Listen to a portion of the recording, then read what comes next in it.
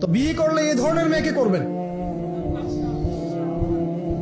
রূপের সৌন্দর্য দেখে, টাকা পয়সা দেখে আর অন্যান্য বিষয়গুলো দেখে এত বেশি ইমপ্রেসড হওয়ার দরকার নেই। আপনি দেখবেন দিনদারিতা আছে কিনা।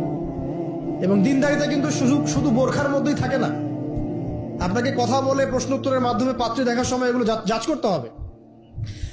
আপনাকে ওর মাকে দেখতে হবে, তার মা কেমন, কোন মায়ের সন্তান সে, তার মায়ের আকীদা কেমন, তার মা কেমনে চলাফেরা করে, ওর নানি কেমন, ওর পরিবারের সদস্যরা কেমন, এগুলো দেখে মেয়ে চুজ করবেন।